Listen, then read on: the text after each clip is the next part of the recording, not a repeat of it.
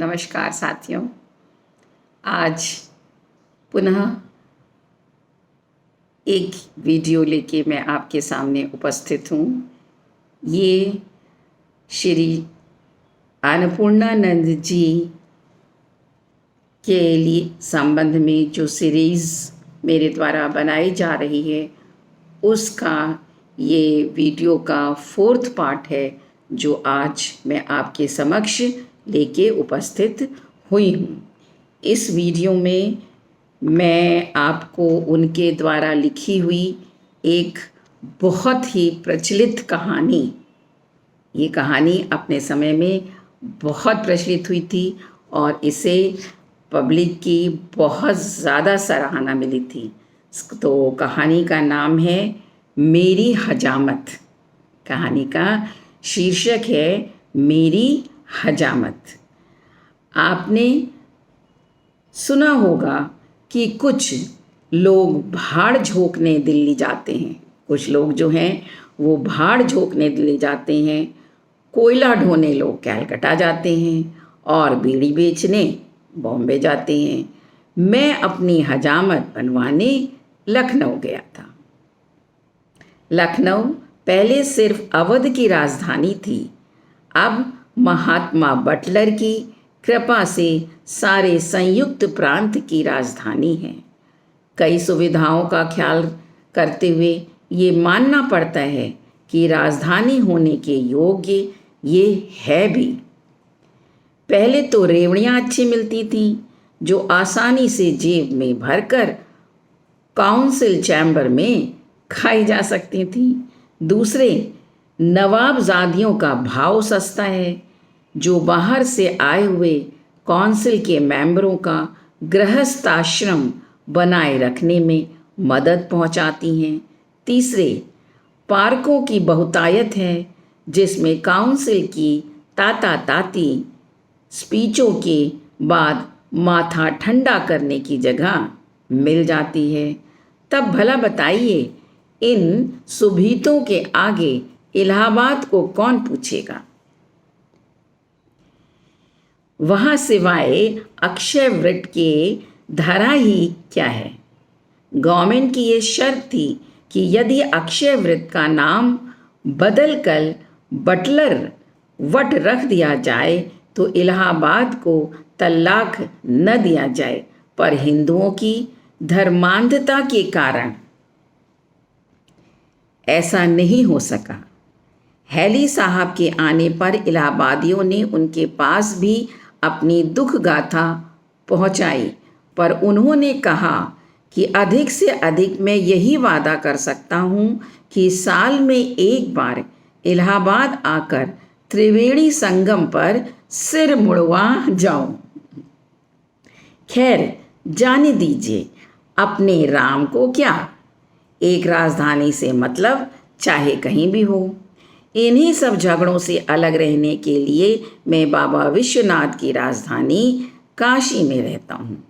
मैं तो इलाहाबाद का नाम भी न लेता, पर क्या करूँ, उसका रंडापा देखकर दया आ जाती है। सच बात यह है कि ना लखनऊ मेरे ऊपर फिदा है और ना मैं लखनऊ पे। जब से सिरगंजा होने लगा तब से मैंने फिदा होने की आदत ही छोड़ दी। लखनऊ में कई बार गया।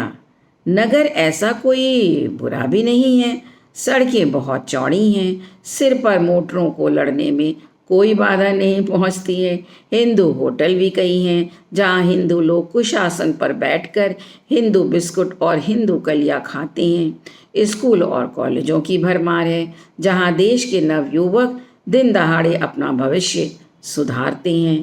तांगे और इक्के बेशुमार हैं, जिन्हें अधिकतर नवाबजादे ही हाँकते हैं।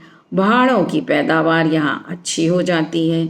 जनानी दुकानें हर गली कूचे में दिन रात खुली रहती हैं, जहाँ प्रमेह का विनिमय बड़े धड़ल्ले से होता रहता है।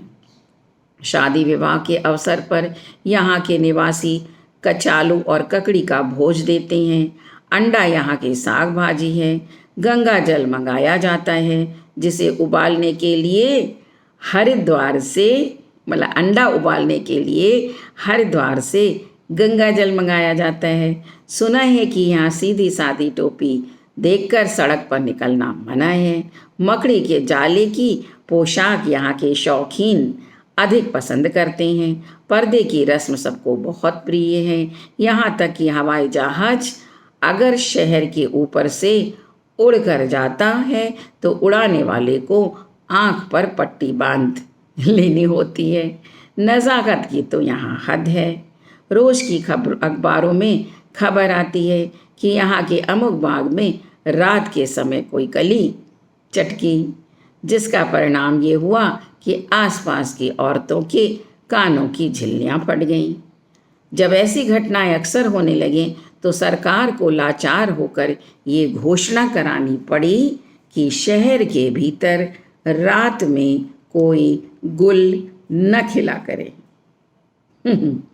एक बार मेरे एक मित्र रेल से सफ़र कर रहे थे।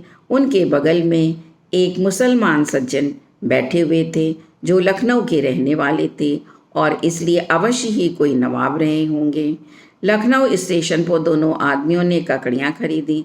मुसलमान सज्जन ने नफाजत से ककड़ियों को छीलकर छोटे छोटे टुकड़ों में किया और फिर एक एक टुकड़े को सूंघकर बाहर फेंकने लगे। मित्र से ये देखा न गया।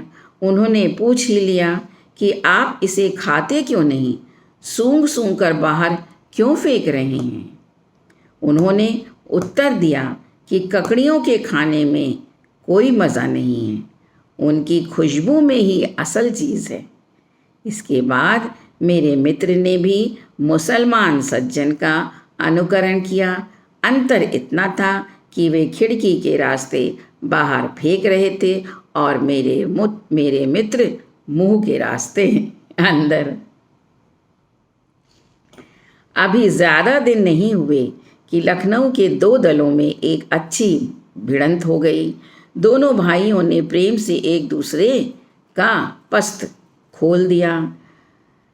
आपस में कुछ फटाबनैठी का अभ्यास कर लिया गया और कंकड़ों के कुमकुमे भी छोड़े गए। मेरे एक मित्र को ठीक इसी अवसर पर किसी बड़े जरूरी काम का स्मरण हो आया और वे घर की रक्षा अपनी स्त्रियों पर छोड़कर डाक गाड़ी से हाँफते हुए बनारस चले गए। पर दंगे को उन्होंने अपनी खिड़की की चिक में से देखा था, इसलिए ठीक हाल न बता सके। तब मैंने लखनऊ स्थित निज संवाददाता को लिखा, जो वहाँ के एक गणमान्य सज्जन हैं और अखिल भारतीय अहिफेशलन मंडल के संस्थापक भी हैं। उन्होंने तार द्वारा मुझसे सूचित किया कि अखबार वाले झगड़े की तह तक नहीं पहुंच पाए हैं। वास्तविक कारण झगड़े का ये है कि नित्य शाम को कुछ लोग गोमती के किनारे जाया करते हैं और आटे की रामनामी गोलियां मछलियों को खिलाते थे।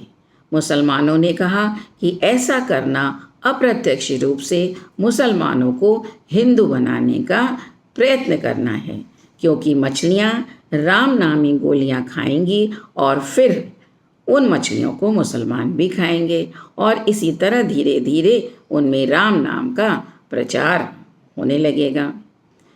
बिल्कुल ठीक है। इस संबंध में मुसलमानों की दूरदर्शिता सराहनीय है। लोग उड़ती चिड़िया पहचानते हैं, ये तैरती मछली पहचान गए। हिंदू सदा के घोंगा हैं। सारे सबसे हारे तो मछलियों द्वारा शुद्धि का पैगाम पहुंचाने लगे।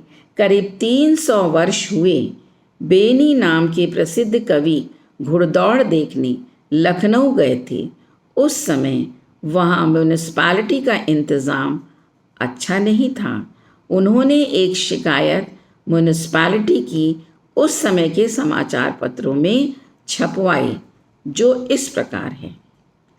गढ़ जात बाजी और गए गयंदगढ़ अड़ी जात, सुतुर अकड़ी जात मुश्किल गऊ, दामन उठाए पाए धोखे से धरत होत, आप कर गाप रही जात पाग मऊ की।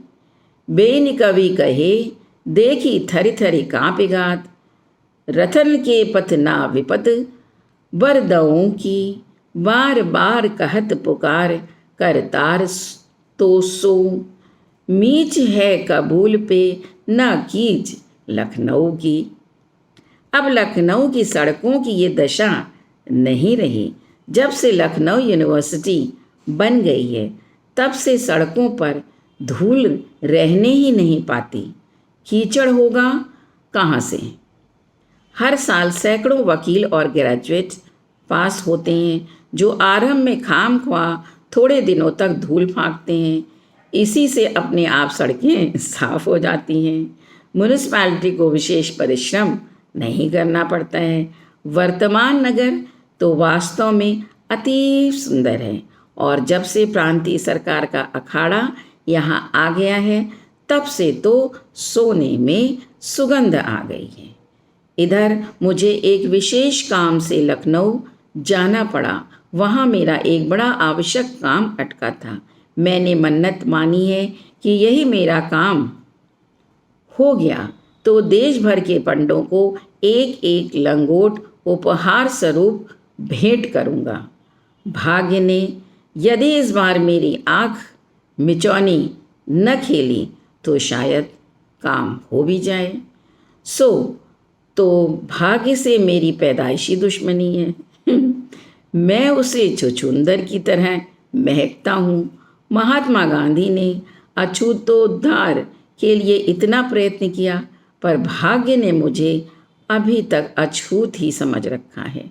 मुझे शौक इस बात का रहता है कि किस्मत मुझे देखकर न जाने क्यों घूंघट काढ़ लेती है।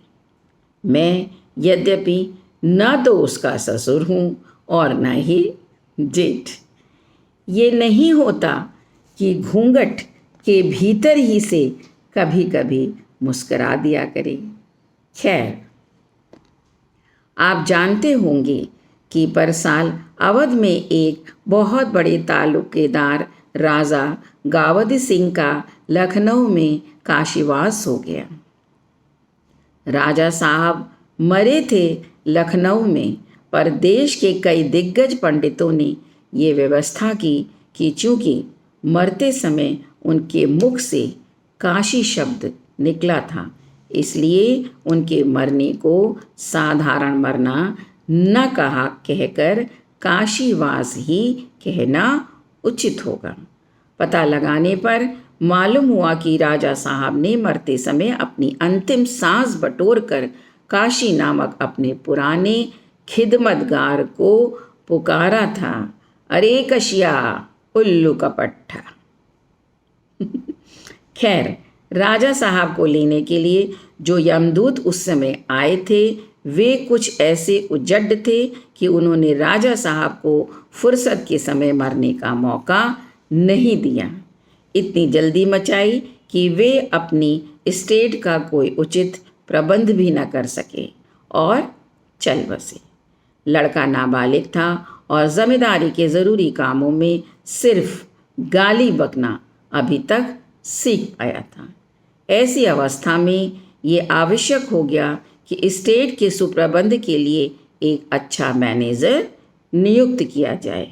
फलतः कमिश्नर साहब की आज्ञा से, कलेक्टर साहब की मर्जी से, जज साहब की सलाह से, डिप्टी साहब की राय से और बैरिस्टर साहब की मदद से एक विज्ञापन का मसविदा तैयार किया गया कि अमुक स्टेट के लिए एक मैनेजर की आवश्यकता है।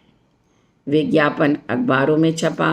सिर्फ ऐसे लोगों की अर्जियां मांगी गई थीं जिन्हें नाच मुजरे का शौक हो और छठे समाज से इलाकों के काम को देख लेने की फुर्सत।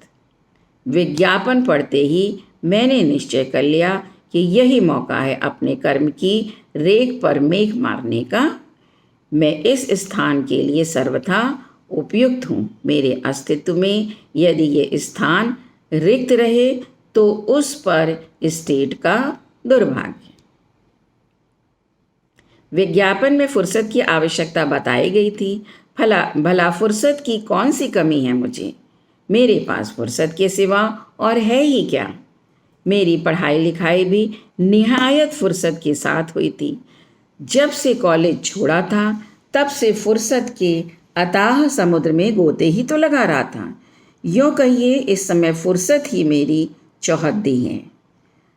रहा नाच गुजरे का शौक, कुछ तो यह है भी, बाकी राजकाज के सिलसिले में हो जाएगा। मेरा ये सदा से विश्वास है कि नाच मुजरा कोई बुरी चीज़ नहीं है। रईसों के धन के लिए ये एक बहुत जरूरी जुलाब है।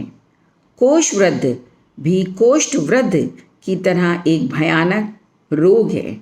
आखिर इतने रईस जो नाच मुजरे से प्रेम रखते हैं वे सब के सब क्या जहन्नुम की सड़क पीट रहे हैं। देश के प्रायः सभी बड़े बूढ़े सेठ साहूकार, राजे महाराजे और संत महंत किस प्रथा को अभिनंदनीय समझें, उसकी तरफ हम आप कौन होते हैं, किस उंगली उठाएं।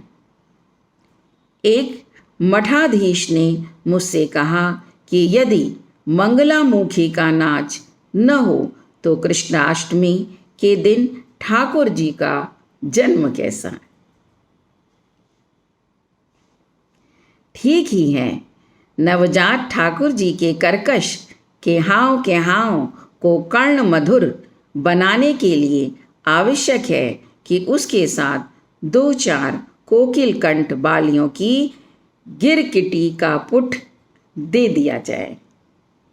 पहले तो नाच मुजरा किसी हालत से पाप नहीं कहा जाता था, और यदि पाप है भी तो क्या हम हिंदू ऐसे डरपोक हैं कि पाप के डर से प्रथा छोड़ देंगे। परमात्मा भी कितना अन्यायी है। मुसलमानों के लिए मरने के बाद भी हूरों का प्रबंध है, पर हम हिंदू जीते जी जो कुछ कर लें वही बहुत है। उस पर कुछ अप्सराएं हैं जरूर, पर देवताओं ने पहले ही से उन्हें अपने हत्थे चढ़ा रखा है। सबसे बड़ी बात इस संबंध में सोचने की ये है कि जिन बेचारियों ने नाचना गाना सीख लिया है वे अब कंठी लेकर कहाँ जाएं। काबुल जाकर सुर्खी कूटें या लंका जाकर रावण के वंशजों का पता लगाएं, या बंगाल की खाड़ी में डुबकी मारें, या गले में रस्सी बांधकर झूला झूलें, या क्या करें। आप इनको लेकर अपने घर बसाने पर राजी हों तो ये आज आपके साथ पानी में मिस्री की तरह घुल मिल जाएं। आखिर इनके शरीर में भी तो वही पेट रूपी भूतों की हवेली बनी हुई है। आपके फरहरी उपदेश से तो वो भरेगा नहीं। उनके लिए कोई प्रबंध कीजिए। जैसे लाखों रुपए देवालय, चिकित्सालय, विद्यालय और अनाथालय बनवाने में लगाते हैं, वैसे ही 10-5 लाख पुतुर्यालय बनवाने में खर्च कर डालिए। ईश्वर ने अगर मुझे धन दिया होता तो मैं अवश्य ही एक पुतुर्यालय खोलकर समाज सेवा करूँगा। उसका पता मैं प्रकाशित कर दूँगा। हाँ, तो इस विज्ञापन को देखकर कितने फुर्सत के सताए हुए नवयुवकों के मुंह में राल के चश्मे फूट पड़े। नियुक्ति न जाने कैसे लखनऊ के कमिश्नर साहब के हाथ में थी। विज्ञापन निकलने के कुछ ही घंटों बाद ये कमिश्नर साहब के ऊपर अर्जियों के ओले बरसने लगे। मैंने भी झट से बाहर पेज की अर्जी निकालकर बैरंग रवाना कर दी। अर्जी भेज देने के बाद हृदय में इस बात की खलबली पड़ी कि देखें कोई उत्तर आता है या नहीं। 4-5 दिन तक तो मारे चिंता के नींद नहीं आई। मुश्किल से 2-3 दिन में और 7 घंटे ही मैं सोच सका हूँगा। जब कभी डाकिये को देख पाता तो उसके गले से लिपट कर पूछता कि प्यारे, कोई मेरी भी चिट्ठी है। देर होते देखकर मुझे यह चिंता भी हुई कि कहीं कमिश्नर साहब को लंगड़े बुखार ने तो नहीं दर दबाया। एक बार इरादा हुआ कि उनको लिखें कि आशा करता हूँ आप सपरिवार कुशल से होंगे। पर इसी बीच उनका एक खत आ ही गया। इस पत्र को मैंने बड़े यत्न से रख छोड़ा। यदि काम हो गया तो ठीक, और नहीं दिखाने के लिए रहेगा कि मुझे ऐसी जगह मिल रही थी पर मैंने ली नहीं। अब मैं इस उधेड़-बुन में लगा कि राह खर्च के वास्ते कुछ रोकड़ा जुटाना चाहिए।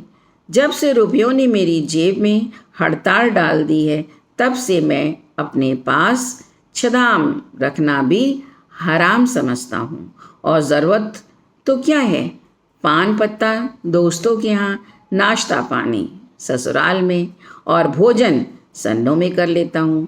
यदि अपने पुराणों के पन्ने उल्टे होंगे तो अवश्य जानते हो कि मेरी जेब की ऐसी शोचनीय दशा क्यों, कैसे और कब हुई। भगवान ने मेरे वामन रूप धारण करके दानवराज बलि से 3 पग भूमि मांगी। बलि ने बिना वकीलों की राय लिए उन्हें 3 पग भूमि संकल्प कर दी। परिणाम ये हुआ कि 2 ही पग में वामन भगवान ने स्वर्ग और मृत्यु लोक नाप डाला। तीसरा पग रखने के लिए कोई स्थान ही नहीं बचा। जब बलि ने देखा कि किसी प्रकार छुटकारा नहीं है, तब चुपके से उन्होंने मेरी जेब की ओर इशारा कर दिया और वामन भगवान तीसरे पग से उसे नापकर चलते बने। बहुत दिनों के बाद ये एक ऐसी परिस्थिति आ पड़ी जो बिना कुछ रुपए के हल होती नहीं दिख रही थी। बहुत सोच विचार के बाद मैंने कुछ कर्ज लेने का निश्चय किया। अर्थशास्त्र का कई मनवंतर लगातार अध्ययन करके मैंने यह निष्कर्ष निकाला कि कर्ज लेना सभ्य समाज की अनुकरणीय सुव्यवस्थाओं में से एक है। खाना पीना, सोना और कर्ज लेना शरीर के धर्म हैं। तब इतनी बड़ी गवर्नमेंट कर्ज लेती है तो हम आप उसकी प्रजा होकर क्यों न लें। यूरोप में लोग ऋण के बल पर महासागर छोड़ देते हैं। मैं अपने देश में ऋण के बल पर सफ़र भी नहीं कर सकूंगा। पर कहीं कर्ज मिले तब ना। कितने ही दोस्त और साथियों के दरवाजे खटखटाए पर सब व्यर्थ चले गए। किसी का कोई मर गया था, किसी का कोई मरने वाला था, किसी के सेफ की ताली खो गई थी और कोई बड़े लाट की जमानत मांगता था। एक मित्र ने कहा कि रुपए तुम्हें ज़रूर दे देता, पर कल ही मेरी बिरादरी की पंचायत हुई जिसमें यह तय पाया गया कि अगर कोई किसी को उधार देगा तो जाति से बाहर कर दिया जाएगा। क्या ऐन वक्त से पंचायत हुई थी। कहा जाता है कि आवश्यकता आविष्कारों की जननी है। जब मैंने देखा कि ऋण उधार पाने की कोई आशा नहीं है, तब एक उपाय सोच कर निकला तो अंत में अचूक साबित हुआ। रात में स्त्री को सोती हुई पाकर उसके एक हाथ का पेंचदार कड़ा उतार लिया। पुराने ज़माने में राजा नल ने इस तरकीब की रजिस्ट्री कराई थी। दमयंती को सोई हुई पाकर उसकी आधी साड़ी फाड़कर चंपत हो गए थे। कड़े को बंधक रखकर मैंने कुछ रुपए खड़े कर लिए और झट टिकट कटाकर रेल पर सवार हो गया। रास्ते में कोई भी उल्लेखनीय घटना नहीं हुई। यहाँ तक कि एक बार भी मेरी गाड़ी ने किसी दूसरी गाड़ी से टक्कर नहीं ली। हाँ, एक बात मैंने बड़ी विचित्र देखी, वो ये कि जब गाड़ी जोर से चलती थी तो ऐसा जान पड़ता था कि आसपास के मकान और पेड़ भी एक ओर दौड़ रहे हैं। इसका कारण मैंने प्रमुख विज्ञानवेत्ता प्रोफेसर रामदास गौड़ से पूछा। उन्होंने उत्तर दिया कि आपका प्रश्न टेढ़ा है। मैं स्वयं भी इस विषय पर बहुत दिनों से गौर कर रहा हूँ। इसका उत्तर पाने के लिए आपको वैज्ञानिक का सहारा लेना पड़ेगा। सुनिए, जिस प्रकार माया ब्रह्म के संश्लेषण जन्म और अन्योन्यान श्रेय की अन्नावच्छिद्र शक्या के समृद्ध घर्ष और समवायीकरण से हेतु हेतु मुद्धुत तत्व का आविर्कार होकर विधेय प्राधान्य और अनुभव गम्य द्वंद्व रूपता तथा उपव्रहंग विल्पा आवासों में असमुद्ध का भ्रम होता है, ठीक उसी प्रकार रेल की सवारी में आसपास की यथावत चीज़ें संगम प्रतीत होती हैं। कहने की आवश्यकता नहीं है कि इस उत्तर ने मेरे मस्तिष्क के लिए ब्राहिघात का काम किया। तीसरे पहर रेल ने मुझे लखनऊ स्टेशन पर उतार दिया। कुली और तांगे वालों की छाती पर मूंग दलता हुआ मैं पैदल ही गठरी बगल में दबाकर वहाँ से चलता हुआ निकल पड़ा। मैं आजकल के छड़ी के सहारे चलने वाले नौजवानों में से नहीं हूँ कि एक छोटी सी गठरी ले चलने में कमर की तौलिया खिसक जाती है। मैं अब ये सोच रहा था कि ठहरूं कहाँ। शहर में किसी से भी परिचय भी नहीं था। होटल में ठहरता तो टोटल कहाँ से चुकाता, इतने रुपए पास थे नहीं। कुछ निश्चय नहीं कर पाया। घूमते घूमते संध्या हो गई और थोड़ी देर में समस्त नगर बिजली की रोशनी से दमक गया। कुछ भूख मिश्रित नींद भी मालूम पड़ने लगी।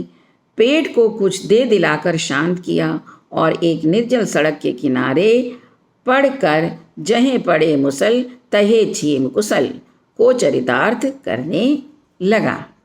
सुबह मेरी नींद खुली तो देखा कि 6 बजा है। कमिश्नर साहब से मुझे 9 बजे मिलना था। मैंने सोचा कि अभी समय काफ़ी है, दाढ़ी बनवा लूँ, क्योंकि अफसरगण ऐसे लोगों से नहीं मिलना चाहते जो अपने मुंह पर कांटों की खेती करते हैं। मुझे दाढ़ी बनवाने का ख्याल भी ना आता, पर एक मक्खी ने बार बार मेरे चेहरे पर बैठ कर मुझे ये याद दिलाया। उसे मारने के लिए झुंझलाकर ज्यों ही मैंने अपने मुंह पर एक तमाचा लगाया, त्यों ही ऐसा जान पड़ा कि हथेली में कांटे चुभ गए। दाढ़ी इस कदर बढ़ गई थी कि जब खुद अपने हाथों को इतनी तकलीफ हुई, तब अगर किसी वजह से कमिश्नर साहब एक चपत मार बैठें तो उनकी कोमल हथेलियाँ छिदकर छलनी हो जाएंगी। ये ख्याल एक राजभक्त को व्यग्र कर देने के लिए काफ़ी था। मैंने तत्क्षण निश्चय किया कि दाढ़ी साफ कराकर ही उनसे मिलने जाऊंगा। लखनऊ में गली गली नाई है। मैं एक ऐसी दुकान पर फिर पड़ा और नाई की प्रतीक्षा करने लगा जो संभवतः थोड़ी देर के लिए किसी काम से बाहर गया हुआ था। कमरे में एक शुभ्र वस्त्रधारी सज्जन भी बैठे थे जो शायद मेरी ही तरह दुकान के मालिक की प्रतीक्षा कर रहे थे। जब मुझे करीब आधा घंटा इंतज़ार करते हो गया और नाई के दर्शन नहीं हुए तो मैंने घबराकर इन्हीं सज्जन से पूछा कि आप बता सकते हैं इस दुकान का मालिक कहाँ मर गया है? आधा घंटे से इसके इंतज़ार में मैं यहाँ बैठा हूँ, पर उस कमबख्त का पता ही नहीं। उस शुभ्र वस्त्रधारी सज्जन ने इसका उत्तर तो दिया, उससे मैं बड़ा लज्जित हो गया। उन्होंने कहा, महाशय, मैं ही इस दुकान का मालिक हूँ और आपकी दाढ़ी बनाऊँगा तो मैं ही बनाऊँगा। आपने आते ही अपना अभिप्राय तो बताया नहीं, चुपके से बैठ रहे। मैंने जाना कि आप रास्ते की थकावट दूर कर रहे हैं। अब आपकी दाढ़ी उसी हालत में बन सकती है जब आप उन बेजा अल्फाज को वापस लें जिन्हें आपने अभी मेरी शान में कह डाले। सुभान तेरी कुदरत! भला मैं ख्वाब देख रहा था कि ऐसे सुंदर वस्त्रों से आच्छादित कुर्सी पर आसीन देखने में जेंटलमैन पेशे से हज्जाम है। हमारी काशी में हज्जाम हैं, पर वे बेचारे तो कांख में किस्मत और हाथ की लुटिया लिए घूमते रहते हैं। मैंने अपनी गलती के लिए उनसे केवल क्षमा ही नहीं मांगी, बल्कि यह भी वायदा किया कि अब किसी शुभ्र वस्त्रधारी को देखूंगा तो पहले उन्हें हज्जाम समझकर तब दूसरा कुछ समझूंगा। इसके बाद नापितवर ने प्रसन्न होकर कहा, यहाँ आइए। मैं उनके पास गया, कुर्सी की ओर इशारा करके मैं उस पर बैठ गया। सिर उठाइए। मैंने सिर उठाया। आंखें बंद कीजिए। मैंने आंखें बंद कर लीं। ईश्वर का ध्यान कीजिए। मैंने ईश्वर का ध्यान किया। परमात्मा से अपने गुनाहों की माफ़ी मांग लीजिए। मैंने ऐसा ही किया। गौ अपने गुनाहों की फेहरिस्त में मकान ही पर भूल आया था। ये सब किया तो पर समझ में न आया कि क्यों। ईश्वर का ध्यान करना और अपने गुनाहों की माफ़ी मांगना बहुत अच्छे काम हैं, लेकिन मौके से दाढ़ी बनवाने के पूर्व इन कार्रवाइयों का क्या मौका था, ये मेरी समझ में नहीं आया। आखिर मैंने दबी जबान से पूछा कि आपने ये तो धार्मिक कवायद मुझसे कराई, इसका क्या अर्थ है? उत्तर मिला, दाढ़ी बनवाना आग से खेलना है। मेरा तेज उस्तरा बराबर उसके चेहरे पर नाचता रहेगा। कहीं बहक कर आपके गले में लग गया तो निश्चय जानिए कि आपका काम तमाम हो जाएगा। इसलिए आपकी आत्मा को हर तरह से तैयार रहना चाहिए कि कौन जाने संसार से कूच करना पड़ जाए। नाहक पूछने गया, अनजाने जो कुछ हो जाता वो तो सहन करना ही पड़ता। पूछकर मुफ्त में जड़ैया बुखार मोल ले लिया। घर वालों और घरवाली की सुध से आंखें डबडबा उठीं। सोचने लगा कि देखूं अब इन आँखों से काशी के बन बाग पहाड़ निहारता हूँ या नहीं। ना पिता, कुल कमल दिवाकर ने छप छप ध्वनि के साथ 2 चुल्लू पानी से मेरे मुख पर तर्पण किया। इसका अर्थ मैंने ये लगाया कि अब मेरी दाढ़ी भिगोई जा रही है। इसके बाद उन्होंने एक छोटा सा झाड़ू और एक बट्टी साबुन कहीं से बरामद किया। हिंदी व्याकरण के जानने वाले छोटे से झाड़ू को झड़ाइन कहेंगे, जैसे साढ़ू सढ़वाइन, पर अंग्रेजी जानने वाले उसे शेविंग ब्रश के नाम से पुकारेंगे। खैर, साबुन और शेविंग ब्रश के संयुक्त उद्योग से मेरा मुंह थोड़ी देर में क्षीर सागर का मानचित्र बन गया। नापितवर ने कृपा करके थोड़ा साबुन मेरी आंखों में भी चले जाने दिया, जिससे मुझे दिव्य दृष्टि का आनंद मिलने लगा। ये सब तो हो रहा था, पर बीच बीच में नापितवर बड़ी कुरुचिपूर्ण निगाहों से मेरी ओर देखते जाते थे। उन्होंने ऐसा कहा तो नहीं, पर अन्य तरीकों से यह भाव प्रकट अवश्य किया कि मेरे मुख की बनावट उनको बिल्कुल नापसंद है। मुझे स्वयं भी अपने मुख की बनावट के दुरुस्त होने में संदेह था, पर अब तो चाहे भला है या बुरा है तो अपना ही मुंह। नापितवर ने अब उस्तरे का प्रयोग आरंभ किया। उस्तरे की सूरत से ये साफ जाहिर होता था कि कभी उसने किसी आरी से आशनाई कर ली थी। उसे देखकर मेरे शरीर में भूकंप सा आने लगा। यदि थोड़ी देर के लिए मेरा मुख चंद्रमा मान लिया जाए तो ये कहा जा सकता है कि यह उस्तरा राहु बनकर मेरे मुख चंद्र को ग्रसने आ रहा था। नापितवर ने पूछा, कहिए, क्या साफ करूं, क्या छोड़ दूं?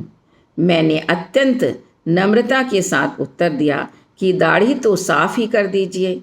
भौं और बरौनी यदि कोई अड़चन न डाले तो उन्हें छोड़ दीजिए, और मूँछों के बारे में जैसे आपकी राय हो वैसा ही करिए।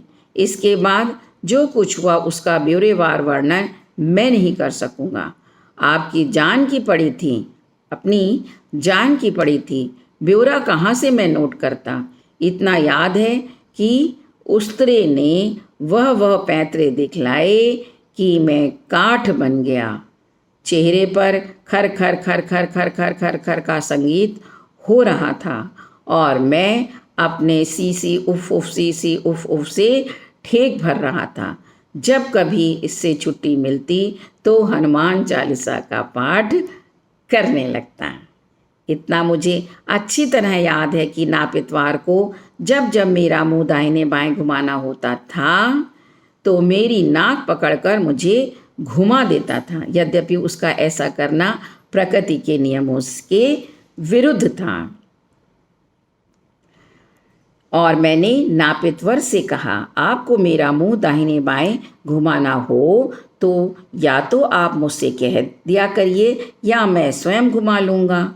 जिसको बचपन से पकड़े जाने की आदत है, नाक के बजाय इनको पकड़कर दाहिने बाएं जैसे चाहिए घुमा लीजिए, पर मेरी इकलौती नाक से यदि आप मुंह घुमाने का काम कर लें तो मैं आपका बड़ा एहसान मानूंगा। मुझे अपनी नाक की ही पड़ी थी, पर यहाँ तो उस तरह के दुर्दांत प्रलय चक्र से मेरी मौखिक आकृति का सर्वांत संहार होता दिखाई पड़ रहा था और उसके रोकने का कोई उपाय भी मुझे समझ में नहीं आ रहा था। उस तरह की लपलपाती जिहा सारे मुख को चाटती चली जा रही थी।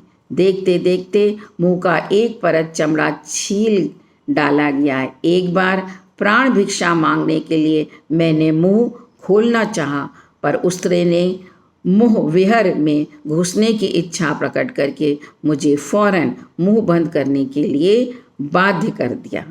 अधिक क्या कहूँ, यही समझिए कि बड़े संकट में प्राण पड़ गए थे।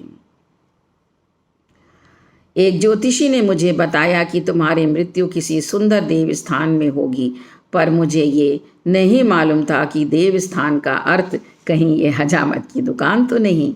एक बार मेरी स्त्री ने मुझे अपने पैर के नाखून बनाने के लिए कहा था, पर मैंने मारे शान के नहीं बनाए। संभवतः आज उसी पाप का फल मैं यहाँ भोग रहा हूँ।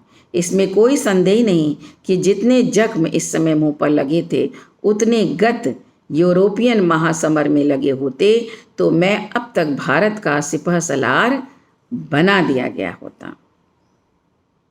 आखिर इस कृत्य का अंत भी हुआ और नापितवार ने मुझे कुर्सी से उठने की अनुमति दी। इसमें कोई शक नहीं कि मेरी नई जिंदगी हुई। उठकर मैंने अपनी नाक टटोली। देखकर खुशी हुई कि नाक करीब करीब ज्यों की त्यों थी, पर जब मैंने अपने मुंह पर हाथ रखा तो ऐसा जान पड़ा कि मुंह पर खून की क्यारियां बन गई हैं। नापितवर से मैंने आईना मांगा और उन्होंने देने से इनकार कर दिया और कहा, आपका मुंह इस काबिल नहीं है कि आप आईना देखें। मेरा अनुमान है कि किसी ऐसे ही नाई से काम करने पड़ने पर कबीरदास ने लिखा होगा, मुखड़ा क्या देखें दर्पण में, मुखड़ा क्या देखें दर्पण में। तो ये कहानी मेरी हजामत यहीं पे समाप्त होती है।